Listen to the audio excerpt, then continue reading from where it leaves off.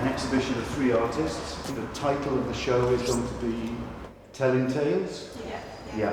Where did the title come from? Usually, in normal circumstances, we're all in quite open studio. We've got our own spaces, but there's a lot of chatting. But then obviously, coronavirus and lockdown happened, so we couldn't then go into the studio.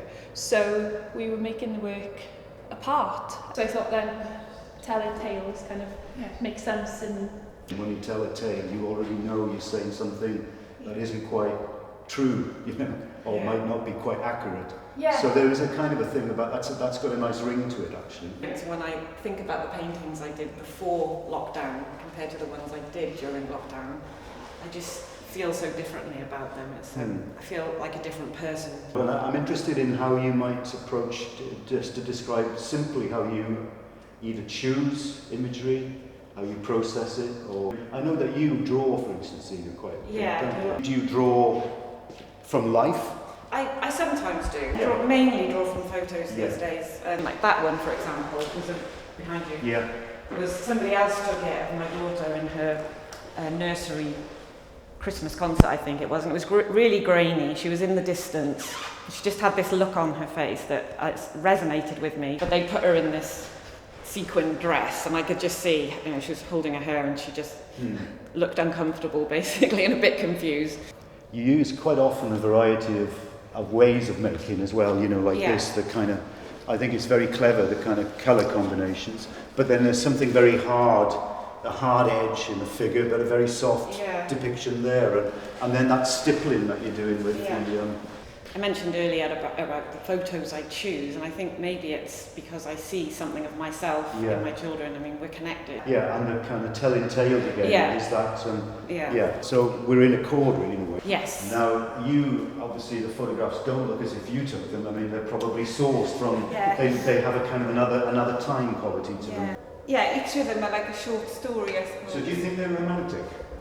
Yeah, they romanticise a lot. I guess it is me growing up, where I grew up, had to wander around on my own. It's really sad.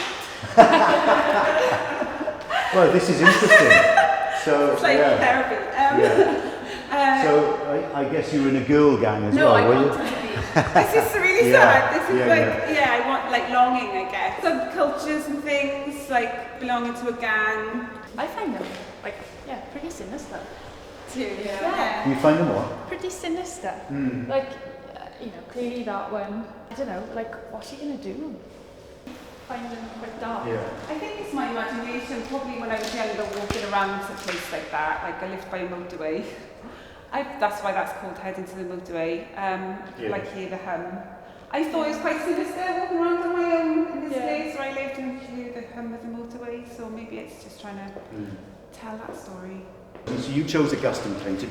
You almost start off almost like, well, it's all been done before. So I can't invent anything.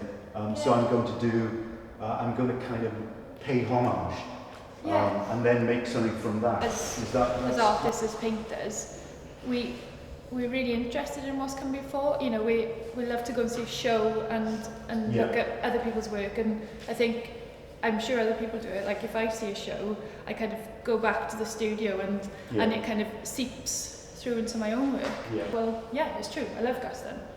So, I'm gonna make a painting of his painting. I spend so much time looking at them so hard that I do get an understanding of, or think oh God, how the hell did they do this? I'm really struggling. The idea of a little bookmark is kind of poignant for me in terms of that kind of shape, or this kind of light is almost smoky in the sense that I mean you get another kind of tricksy thing. The centre of the panel is the spine of the book. So there's that double take in terms of what's telling tales again.